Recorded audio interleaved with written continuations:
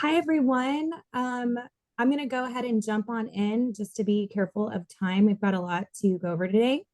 Welcome to our webinar, Top 20 Incentive Travel Destinations for 2024.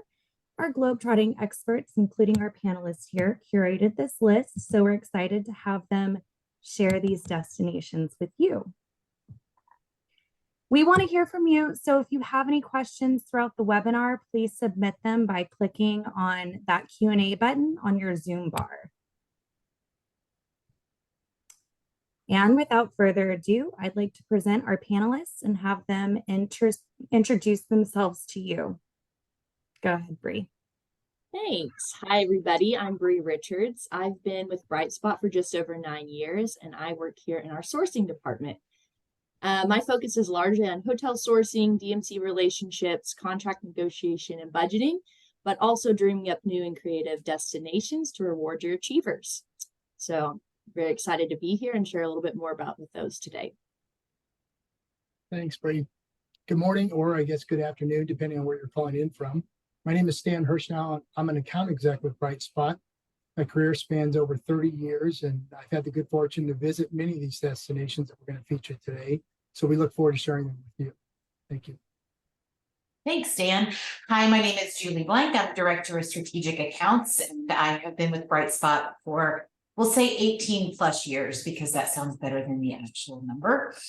Thanks so much for joining us today. We look forward to going through our top 20. Excuse me. You will see that our top 20 encompasses a range of destinations from well-established classics to emerging gems, each with its own personality and appeal. They all earn their place on our list due to their growing demand from our clients, or opportunities that we see for attendees to experience them in maybe new or exciting ways. So these are in no particular order, with the exception of somewhat by geography. So we'll go ahead and get started and jump in. And Brie, if you want to start us off. Sure. So starting off this destination, we had very little debate internally about keeping this on our list this time around. Here we are on the lush green island of Ireland. So for those groups who've maybe done the major city center of Dublin, we're recommending you branch out to some of the castles, manors, or beautiful countryside that everyone knows and loves. So from Adair Manor at that top left photo right there, who actually just won the #1 resort in Europe, or not too far behind, Ashford Castle and Europe Hotel and Resort down in Killarney, also in that top 10 list. You can really create some amazing experiences if you have a group that's willing to just take a little bit of a longer transfer from the airport. But if a longer transfer isn't something that you could do, we totally get it. There's also some great options just outside of Dublin. First being the Powers Court or the new Carton House managed by Fairmont. Both of these are just outside of the city, so they make it very easy for a nice city country split, giving the best of both worlds. It's worth noting that each of these properties has an amazing spa versus sometimes it's a little bit harder to find that in the Dublin city center. So just keep that in mind if it's important for your group. But regardless, all of these amazing properties paired with the warm, inviting culture of the Irish, plus a quick, easy flight from most East Coast airport hubs, make this a really great destination to consider. Thanks, Brie. My first stop is Florence, Italy, which is the birthplace of the Renaissance and one of those destinations that you just can't help but fall in love with. We love destinations like Florence that offer multiple experiences that can engage all of your attendees, no matter what they're into. So Florence itself offers all the rich culture and history, along with some of the best food in the world. It's a museum lover's paradise, a shopper's dream, full of both high-end luxury boutiques with leather markets galore. And if those activities don't appeal, attendees can spend a day just getting lost on the cobblestone streets full of boutiques and cafes and palaces and gelato and so on and so forth. For a different experience, just south of Florence are the rolling hills of Tuscany, which offer some of the world's top wineries, especially for Chianti and other red wine lovers like myself. Olive groves and medieval towns that you could spend days exploring. Also, the fast train will get you to Rome in less than 90 minutes. You can visit Pisa, go to Cinque Terre on the shore, on the coast. There's just so much for your attendees to experience, which is really one of the things we love about this destination. So Hotels that we love to use include the Belmont San Michelle, which is just exquisite for your smaller groups. St. Regis is great if you're looking for luxury that's on the affordable side, or of course the Four Seasons Firenze for budgets that can support the ultimate in luxury. My favorite time to visit is in April or May when the red poppies are in bloom across Tuscany. The crowds haven't really ascended yet and the weather's just delightful, but I don't think there's a bad time to visit this beautiful city. Thanks, Julie. All right, my first stop is Prague, and Prague is certainly well deserving to be on this year's list. It's known as the city of 100 spires, with an interesting mix of Gothic and Renaissance style architecture. The city is arguably one of the most unique and beautiful cities in the world, with the majority of the infrastructure and the buildings surviving World War II. Many have described the look and feel as even medieval. And this very walkable city, trip participants will enjoy its accessibility and convenience. There's lots to see in the area of Prague. The Prague Castle is certainly well known, Charles Bridge, the Old Town, to name a few sites. And we've selected a few hotel options that are known for their prime locations within the city, as well as exceptional service and amenities. First on the list, but certainly in no particular order, is the Four Seasons. It's located in the Old Town district with amazing views of Prague Castle, Vltava River, and the Charles Bridge. On the other side of the river, you've got the Mandarin Oriental, just steps from the Prague Castle and still walking distance to Old Town via the historic Charles Bridge. The hotel is actually housed in a 14th century monastery. And many might recognize the other option we featured here, the Fairmont Golden Prague, which was the former Intercontinental Hotel. As part of the rebranding, the hotel is currently closed for a major transformation and due to reopen in mid-2024. Hotel is also conveniently located on the river and just steps from Old Town in the famed Parishka Street, which is known for its posh shopping. For offsite venues, we recommend, and I'll apologize in advance, Lobkowicz Palace. We had a debate on that, but I think Lobkowicz is what Google Translations told me. So the Lobkowicz Palace at Prague Castle. It offers a variety of halls, including the Imperial Hall for special dinners.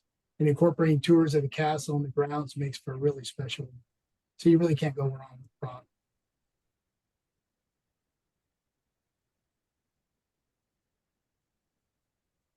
We titled our next one Dubrovnik, second tier, but not for long, for good reason. So Dubrovnik is Hawaii 30 years ago or Costa Rica 10 years ago.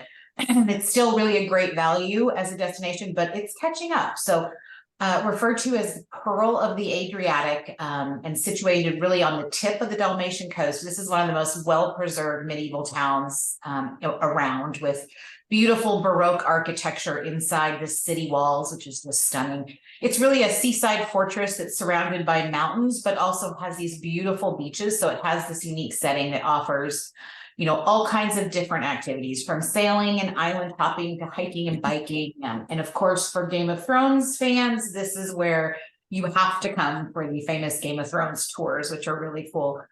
The city also really offers a diverse range of offsite venues. So they've got historical palaces, they have waterfront villas. So really you can create a super memorable offsite event, you know, with any type of vibe that you're looking for.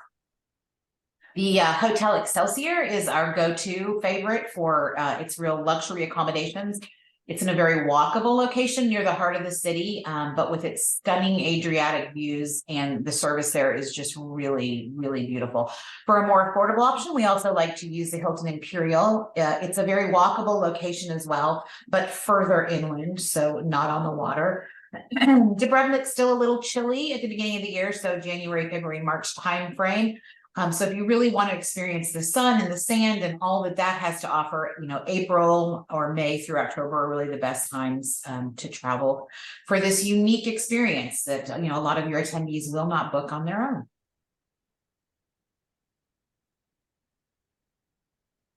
Thanks, Julie. So now on to Switzerland. So I think many of us can agree that the beauty of Switzerland is unmatched by many other places in the world. Why we love this country is it just has such a wide range of diverse options for all different types of groups, and it's on many people's bucket list, so it makes it a great incentive destination. With its spanning mountain ranges, great cuisine, rich culture, and history, there's just so many activities you can take part in.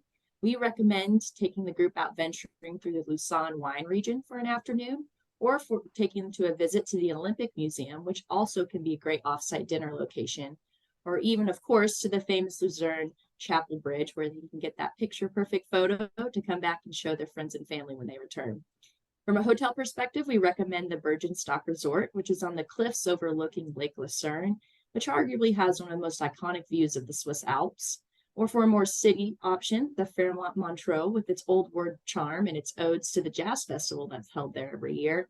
Or even to the Grand Hotel Zermatterhof, with its fairy tale arrival experience and horse-drawn carriages into the Swiss mountainside. It's just, everything you could want and more. You really can't go wrong with any of these hotels, and they're sure to provide a trip of a lifetime. Brie, I'm kind of enjoying our time in Switzerland, but if we have to leave, then I can't imagine a better place to go than Africa, and specifically an African safari. Yeah, it's on most people's bucket list, so taking your incentive trip to Africa ensures a true trip of a lifetime and allowing your participants to check off that experience that they've been longing for. To see those animals in their natural habitat is truly memorable and enriching. With 54 countries making up the continent of Africa, there are many different ways to design a trip. Perhaps one of the most common is a split between Cape Town and the Safari and Kruger National Park. Kenya, Uganda, and Rwanda also offer first-class accommodations paired with some amazing safari options. But today we're featuring another option, this one in Zimbabwe. A bit less travel, but well suited for a top tier incentive, and one that I had the pleasure to experience firsthand earlier this year. For this region, we suggest pairing the sites of Victoria Falls, one of the 7 natural wonders of the world, with a luxury safari camp in perhaps Hwange National Park, such as Linkwasha, which is part of the Wilderness collection of camps. As you can see from my background, the accommodations are first class all the way. For the Victoria Falls portion, we recommend either Victoria Falls Hotel, a historic, iconic hotel with breathtaking views of the falls on the Zimbabwe side of the Zambezi River, or the Royal Livingston, which is on the Zambia side. You can't go wrong with either one. As a final mention, due to the length of travel time to get to the destination from those coming from the US, and all that there is to experience once you're there, we do recommend a minimum 5 nights on the ground, plus an additional night of travel each direction. So you're looking at probably a minimum 5-night trip for this particular destination.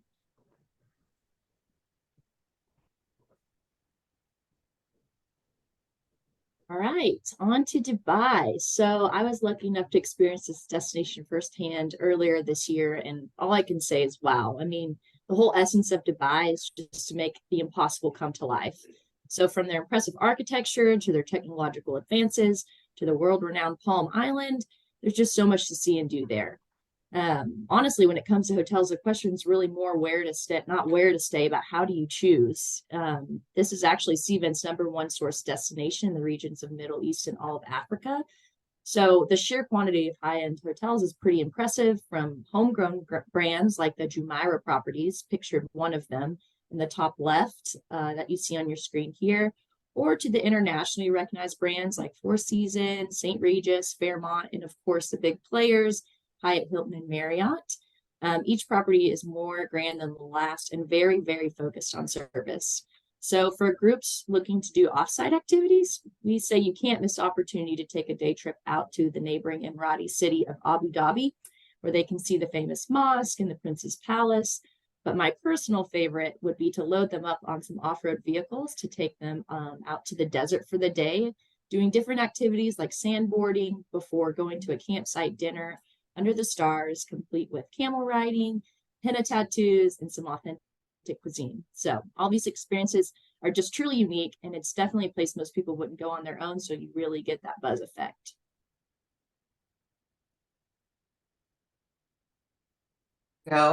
Sounds amazing. So to know me is to know that I love all things Portugal, but the incentive experience we're highlighting in our top 20 is a visit to the Ritz Penalonga in the town of Sintra. Lisbon is an easy flight from the eastern US and just located 40 minutes from the Lisbon airport, in the middle of a 550-acre national park sits the Ritz Penalonga. It was a 14th century monastery that also served as a summer retreat for the royal families of Portugal in the 16th and 17th centuries. It's just stunning. This resort features 5 restaurants, 2 with Michelin stars, 2 pools, a lovely spa, a Sir Robert Trent Jones 27-hole golf course, which is recognized as one of the top 100 courses in the world. But most impressive is the monastery with private chapel that's the perfect backdrop for an awards or farewell dinner. And it counts towards your food and beverage minimum, so that's a win as well. I really like to refer to this destination as kind of the trifecta of Portuguese experiences. The town of Sintra is magical on its own, with whimsical palaces and, you know, extravagant Moorish castles that make for a wonderful day of just sightseeing and sampling traditional food and drinks. And then the mountains of Sintra offer 4x4 jeep trails, hiking, biking, and those kind of beautiful views. But 40 minutes from Sintra in one direction, you have the beautiful city of Lisbon. It's rated the 3rd most hospitable city in the world, and is the 2nd oldest capital after Athens. So it has all that really rich history and culture, a thriving art scene, pastries that will change your life, literally, tuk-tuk tours, and so much more. And if you go 30 minutes in the opposite direction from Sintra, you'll be in the town of Cascais, which was once a small fishing village, and now is just a spectacular seaside town that oozes charm with black and white cobble streets and cafes, boutiques, just 3 stunning bays. So much to do and see there, water activities, boating, all those great things. So our groups typically offer activities and or dine arounds in all 3 locations, really allowing their attendees to experience all that the region has to offer and really get exactly what they're looking for from their trip. Plus, as Stan likes to point out, most of my destinations include wine references, and in this one, wine actually is cheaper than water, so highly recommend. Thanks, Julie. Julie, you're my idol for many reasons. One of those is your love for wine. Thank you. All right, Anguilla. Anguilla is 9 miles north of St. Martin and 150 miles east of Puerto Rico, and known for its turquoise waters and white sand beaches. Anguilla is perhaps less visited compared to some of the other Caribbean islands, giving you a chance to introduce something new to your award winners. I'll say getting there is part of the experience. Like some of these smaller islands, most common route is to fly into St. Martin and then enjoy a 20-minute ferry ride. For groups, you can arrange charter boats to match up with their arrival patterns. You can also look into flights between Anguilla, from San Juan or Miami into Anguilla directly. The island offers traditional water activities with boating and sailing being very high on the list, including exploring some of the smaller nearby islands and keys, including St. Martin, of course. For accommodations, you have 4 very reputable and proven luxury resort options to choose from, depending on your group size, demographics, and budget. We featured here the 4 Seasons, Belmont's Cap Juluca, the Aurora, which is the former Cuisinart Resort, and Maliohana. To leave you with a fun fact, if you fly into Princess Juliana International Airport on the Dutch side of St. Martin, you'll actually travel through 3 different international territories, starting with the Dutch-controlled St. Martin, then boating through the waters of the French-controlled side of the island, and then finally ending up in the British-controlled Anguilla. I think our ferry captain referenced a potato when he was sharing this interesting fact with us, and something about a Dutch potato turning into a French fry and then eventually a British chip. Not sure that this adds much to the value of today's session, but I thought it was entertaining to share. Thanks, Stan. Okay, now jumping over to an island in the South Pacific, just east of Australia, for those who need a quick brush up on the geography here.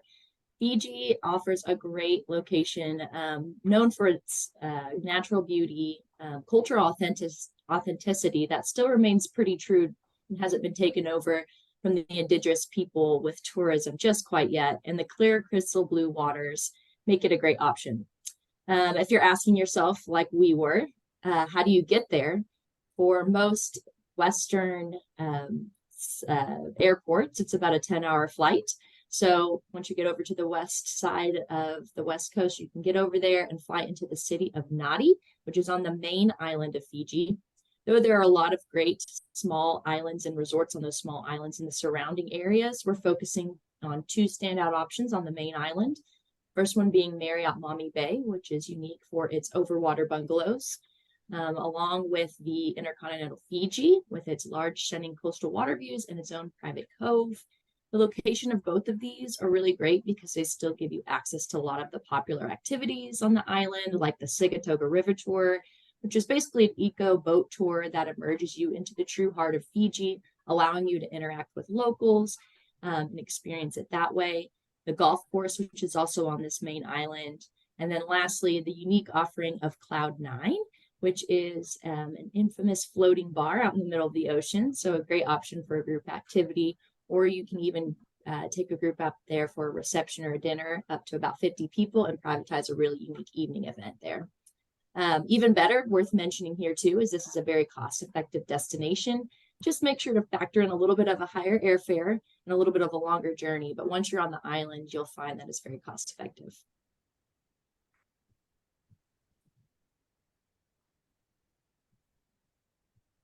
Okay. Those that know me well know that Hawaii is near and dear to my heart. Certainly all the Hawaiian Islands offer a great experience for incentive trips. However, we've included the Big Island in this year's list due to some recent reinvestments into some of the island's top-rated resorts. As the youngest and the most expansive of all the islands, it does offer its own unique look, feel, and diverse offerings, including the only active volcano and 8 of the 13 subclimate zones. Well, there's no such thing as a guarantee. From a sunshine perspective in a tropical region like Hawaii, the Kohala Coast on the northwest side of the island does offer one of the best guarantees of all the islands. Certainly this is helpful when it comes to outdoor functions and activities. All the resorts featured today are located on that coastline. First, and again in no particular order, Monolani, which is now managed by Auberge, reopened its doors in January of 2020 after a $200 million transformation. The Hapuna Beach Resort was rebranded Westin back in 2018 following an extensive renovation. And then the Four Seasons Walleye celebrated its own completion of its own resort-wide renovation in October of 2021. And then finally, within the Walleye Resort area, Rosewood opened the new Kona Village Resort in July of this year, featuring 150 standalone halets spread across 81 acres. So again, depending on the budget and the demographics of the group, you won't be disappointed with any of these options.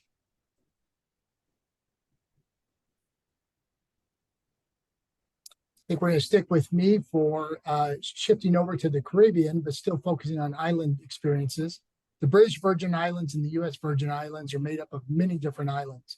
Today, we're going to feature 2 of these islands, Virgin Gorda in the BVIs and St. Thomas in the U.S. Virgin Islands. Due to the close proximity of having multiple islands within each region, both of these island destinations offer the activity of island hopping for exploring, dining, and sightseeing. One example of this is with dine-around evenings. Rather than traditional sprinters, SUVs, or mini coaches, groups can enjoy the experience of transferring by boat to restaurants on nearby islands. For BVI, Rosewood Little Dix Bay on the island of Virgin Gorda is a must. The resort was voted #1 Caribbean resort in Condé Nast 2021 Reader's Choice Awards and number 14 in the world. The accommodations and the service is 5-star all the way. From the resort stock, trip participants will enjoy great excursion options to nearby islands and sites, such as the Bass on Virgin Gorda, or boating to nearby Yost Van Dyke and snorkeling in White Bay, then visiting the iconic $60 bar. Truly so many amazing experiences across all the different islands. Once again, like many places in the world, getting there is part of the experience, and this is true for Virgin Gorda. The most common approach would be flying into St. Thomas or Tortola and then transferring to the resort via boat. As we move to the U.S. Virgin Islands, following a rebuild after sustaining significant damage from 2 hurricanes back in 2017, the island is certainly the island of St. Thomas is well positioned to welcome back incentive groups. Groups will appreciate the benefit and convenience of no passports in the U.S. Virgin Islands, as well as a strong airlift into Charlotte Amalie, the capital city of USVI. First property to reopen after the hurricanes was the Ritz-Carlton St. Thomas, following a 2-year renovation. The resort has long been the go-to for incentive groups in the Virgin Islands. It's located on the eastern side of the island in Turquoise Bay. And then a new option to consider is recently opened Westin St. Thomas at Frenchman's Reef and its sister property, the Morningstar Buoy House, which is part of Marriott's Autograph Collection. The complex is the former Marriott Frenchman's Reef, which was largely destroyed by the hurricane. And then after a $400 million transformation, this dual-branded resort reopened under the new brands just last month. So definitely consider, while maybe St. Thomas has been off the map for a few years, it's definitely back and ready to accept new groups. Thank you. Thanks, Dan. Costa Rica has been on our top destination list for a number of years, and for really good reason. So the natural beauty of this jungle destination, along with the really unique beaches, coupled with the adventure activities, really make this a bucket list destination. So attendees love to zip line through the rainforest canopies, go whitewater rafting, surfing, volcano hiking, and visiting national parks and experiencing culture and wildlife that really isn't your typical incentive travel experience. So something a little bit different. Lift is really easy into the Liberia airport, and 45 minutes from that airport is the luxurious Papagayo Peninsula. It's such a beautiful, lush area with a gorgeous drive through a few miles into the resorts. But here you'll find not only the Kardashians' favorite vacation spot, but also the beautiful Four Seasons Papagayo, as well as the Ondas. They're about a mile or two apart, but they share kind of the same area. So these are both really wellness-focused resorts. They offer incredible spa experiences, the yoga, meditation, kind of health consultations. Both have beaches. They're not on the beach, but they do offer beaches, and groups can host events at both properties on the beach. We like, from the Four Seasons, we like to have a cocktail reception on the beach and then have our guests catch a catamaran there and kind of enjoy a sunset cocktail while they sail across the bay to one of a couple dinner venues that we can buy out on the other side of the bay. So really beautiful. A little further south, you have the all-inclusive Westin Reserva Conchal, and then the newer and very modern Bellevue Costa Rica. These are on the same, again, area, the same property. You can't see them, but there's a connection in the back that our kind of contact taught us about. It's kind of fun, but they're both great options for groups. And while they're not on the beach, they both offer stunning beach access, beautiful pools, and very unique views. If you go just a little further south, you hit the JW Marriott, which is only really the true beachfront property overlooking the Pacific Ocean. It is a beautiful, the transfer's longer, but it's a beautiful hacienda style resort with, really nice large rooms, beautiful pools and amenities, and the sunsets are just absolutely stunning from this point. So if you haven't taken your group to Costa Rica, we highly recommend you visit some of these properties and give your guests a taste of pura vida, or what they call the simple life.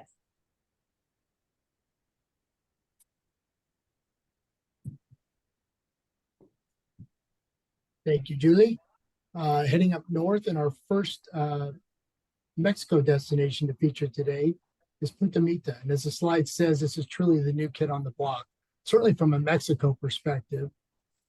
For many of us that have been in the industry for a while, it reminds us of the Riviera Maya expansion beyond Cancun proper.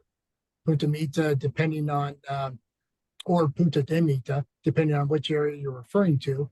And since we don't have enough time on this call to go into that, we'll just consider both references acceptable.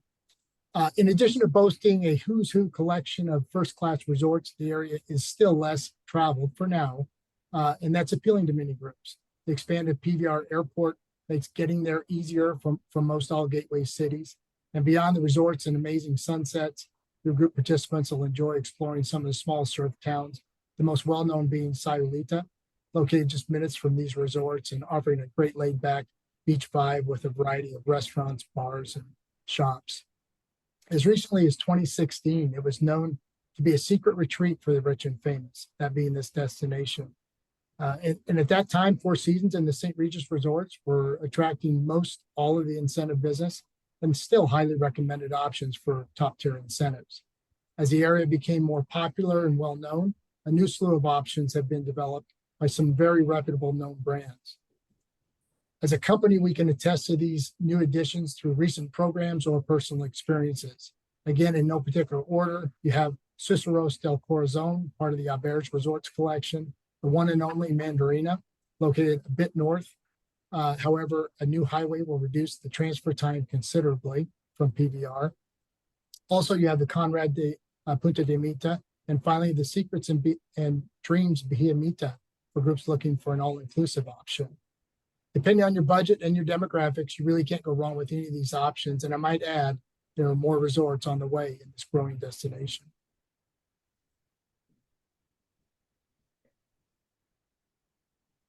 Definitely not the new kid on the block, but mucho 5-star resorts in Los Cabos. So depending on the source, Los Cabos boasts anywhere from between 12 to 20 5-star resorts, not to mention 4 stars and below. So for the last 10 years and still today, if you travel to Cabo, you have seen that it is just booming with new resorts, restaurants, and venues opening all year, every year. And it is just luxury on steroids. So, the lift is great. The fine dining restaurant options are almost overwhelming and hard to choose from. The overall service level in Los Cabos is exceptional. So for a destination best known for not having swimmable beaches, I'd say they're actually doing all right for themselves. Resorts we love in Cabo include Waldorf's Pedregal. So this is really a pioneer of luxury in the area and what they call effortless extravagance. LeBlanc is an adults-only luxury all-inclusive resort. You may be familiar with the Grand Velas brand, which is also in Cabo. That is a family-friendly luxury all-inclusive resort. So we include LeBlanc when we're talking incentives a lot. The Las Ventanas Rosewood appears almost like an oasis out in the desert, but has this stunning ocean view. And pampering and pleasure is their stated goal. So I lately am consistently blown away by the Auberge collection, and this Esperanza is no exception. It's the only private beach resort in Cabo. Super intimate property with spectacular rooms, and one of my top 2 places to dine in Cabo at the Cocina del Mar that has amazing views. They also have a sister property, Chilano Bay, which is also spectacular, more active and social vibe. But then finally the Montage, which is located on the Santa Maria Bay. It's kind of what they call a casual posh vibe, similar to Chilano Bay, but with a beautiful beach that's really swimmable. So the activities are endless. The options from Flora Farms cooking to camel rides and authentic lunches, and really, really abundant. And the warmth and hospitality just can't be beat. Okay, so moving down to South America in the destination of Peru, or specifically Cusco and Machu Picchu. This is just a great option, very wow experience. It's worth noting, though, that with this destination comes a little bit of logistical realities of maneuvering the country, but it's really all part of the experience. So upon arriving in Cusco, your group has the option of either staying there or transferring to a little bit of a lower altitude in the Sacred Valley for an easier adjustment as they head up to Machu Picchu, which we know they'll want to see. 2 ways to really get up to Machu Picchu are through the Vista Dome train, which is a more public option, or if you want a more high-end, even private option, the luxury Hiram Bingham Belmont train is another way to get up there. Though it's an amazing destination in itself, we do feel it's important to mention there's not a lot of hotel properties up on Machu Picchu, and really a day trip is probably plenty of time for most travelers to fully get that experience. So no need to necessarily think through that. Instead, we would recommend you either bring the group back down to Sacred Valley, maybe do a split there with the Tombo del Inca Hotel. This area of Peru kind of focuses more on the cultural and historic activities, so limited transfer times to those, but then give them some time by transferring them to Cusco, where they can experience the lively Peruvian city life. Within Cusco, there's a lot of great hotel options with all different budgets and sizes. The Belmont Hotel Monasterio is a retired monastery, as you'll see on the left. It has a sister property, Belmont Palacio Nazarenas, right next door. And then the luxury collection within the Marriott brand has a property there as well called the Palacio del Inca. All these are great options. But if you have a larger group that maybe needs a little bit more meeting space, the JW Marriott El Convento Cusco is another great option, has a lot of great meeting space, and also still is in the heart of the city.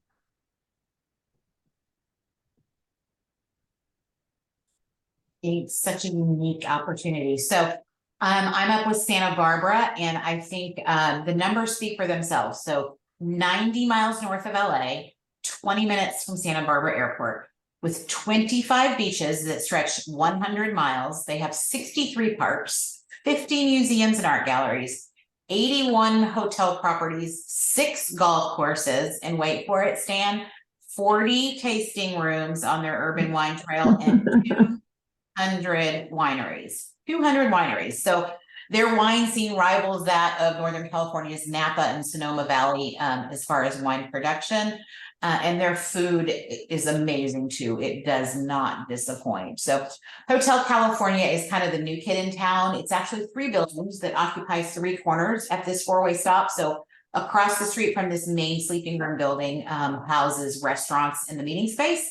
On the other side of the street is the spa and some additional sleeping rooms. It's a little bit of an odd setup, but it really works well.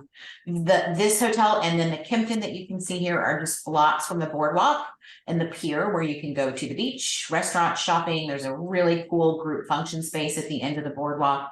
And you can walk to that urban wine trail with those 40 tasting rooms. And then they also have what they call the funk zone. So it's pedestrian streets that are blocked off with live music, shops, restaurants. So really lively at night and just kind of a fun place to experience kind of the vibe. Bacara is very infamous and a little bit farther out of town, but set on a cliff near the beach. It's the largest of the options here. And, you know, could use a little TLC these days, but I hear that that's in the works. So looking forward to hearing more about that. The Belmont is located in the mountainous region.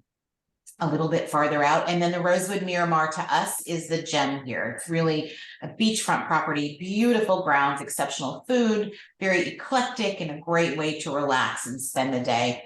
I think it's worth noting that if you have a group of 300 or more, you're kind of maybe pushing the limits of what we can do at one hotel in Santa Barbara, but you know, for smaller groups, it's wonderful. The local polo club is a great offsite venue where they'll teach you how to play. You can watch polo matches. You can do a hat experience. You come to Kentucky Derby thing.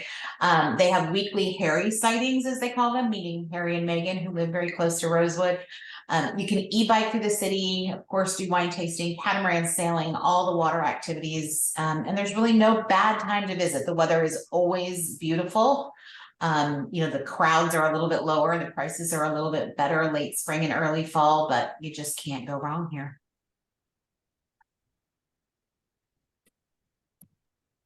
Okay, now over to the low country. There's a reason that Charleston has been named the best city in the world for the impressive 11th year in a row, which is just crazy. This city truly epitomizes Southern charm in practically every way, from the cuisine to the hospitality to the picturesque downtown and the hotel accommodations, of course. That's really just a step above in terms of an option for a U.S. domestic incentive trip. We recommend the centrally located Hotel Bennett. And though this is only 4 years old, it's designed with its origins dating back to the 18th century. So it feels a lot older than it looks, gives that sense of place. Another great option is the Charleston Place. It's known for its 5-star excellence. It's located in the heart of downtown, and it's really walkable to a lot of the key sites. So definitely a great benefit there. Some other options that aren't necessarily in Charleston, but are in the area of the Deep South. We would recommend the Montage Palmetto Bluff, which is celebrating its 20th year. Or if you have a golf focus group, we can't pass up mentioning Sanctuary at Kiowa Island. Both of these are located in the South Carolina. Beautiful. Quebec City is a North American easy travel experience with an undeniable French flair. So Quebec and really Canada as a whole is really all about authenticity, and the 400 years of history here offer plenty of authentic experience that attendees won't necessarily be able to experience anywhere else. So that really gives them that sense of place, which is what creates those memories that we're looking to provide on our trip. So from cooking and moccasin sewing with Indigenous people to ice climbing, ice canoeing, dog sledding, or walking cobblestone streets that transport you to Europe, but without the jet lag. This is really an amazing destination, summer and winter, different experiences, but both spectacular. The city's culinary scene goes from French traditional to modern fusion and is really becoming one of the biggest foodie destinations in North America. So we love that about it. And there's wine there too. The most renowned property is the Fairmont Chateau Frontenac, known as the Crown Jewel. This resort sits on a cliff over Old Quebec and views the St. Lawrence River. It's considered the most photographed hotel in the world, and it offers guests a taste of European, like really castle living, I guess you would call it, luxury at its finest. I did see that the Incentive Research Foundation released a study this week that highlights this destination and this property as well. They talk about a dinner in darkness that they did at La Chateau, which sounds really amazing. So that's worth checking out if you haven't seen it. Just about 2 hours from La Chateau is the second Fairmont property, which I practiced, but I'm just not going to butcher it. So the other Fairmont, this one is nestled between mountains and forests, also on the St. Lawrence River in the Charlevoix region, which is just spectacular. It's a bit smaller than the Frontenac, but still just as spectacular. Of course, you can see that the architecture is stunning by the Parliament building here, all very old world European style. And then winter welcomes Carnival. Carnival is the oldest and largest winter carnival in the world. And I have not been, but I hear it's amazing. It is on my list. And in 2024, the dates are February 2nd through 11th. So I might be there this year or next year. Thanks, Julie. As we put a wrap on this year's top 20, we couldn't do so without including the concept of cruising. Cruising certainly isn't new to our list, but it remains a top option with a plethora of new ships offering expanded services and amenities. Many of these newer ships are offering larger cabins, upgraded culinary experiences, and entertainment that rivals Broadway or the Vegas Strip. So one of the most appealing aspects of cruising is the ability to experience multiple destinations and cultures without the inconvenience of unpacking, repacking, and long transfer times between destinations. Depending on your group size, there are ships of all different sizes and experiences. We also recommend the option of river cruising on some of the world's most iconic rivers as an alternative to ocean cruising. Groups will appreciate the intimacy of the smaller ships, plus the constant scenery throughout the journey, as well as the ability to explore smaller towns and villages that aren't accessible via the larger ships. Personally, one of my most memorable days on one of the river cruises was using the ship's complimentary bikes to tour the sights of Lyon, France with friends and colleagues. So whether cruising in the open sea or on an iconic river, we recommend looking into charter options if your group size allows for it. You'll enjoy that exclusivity, not to mention the flexibility to customize your itinerary to best meet the interests of your group. We can personally attest to the ships featured on the slide after multiple successful trips. Royal Caribbean's newest ship, the Wonders of the Sea, for ocean cruising, and both AMA Waterways and Avalon for cruising on the rivers. And Terrace, I think that's a wrap. Awesome, Stan. Julie, Stan, and Brie, thank you so much for presenting those destinations.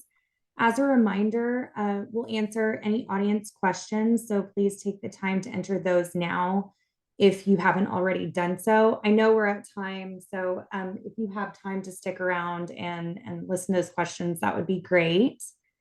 For those of you that have to jump off, I understand we'll have this on our YouTube channel, also sending this out via email. So, all right. While we wait for those questions to come in, I want to point out that you can find more about this topic and others with some helpful resources, such as tips to improve an incentive travel program and the top 20 incentive travel destinations page.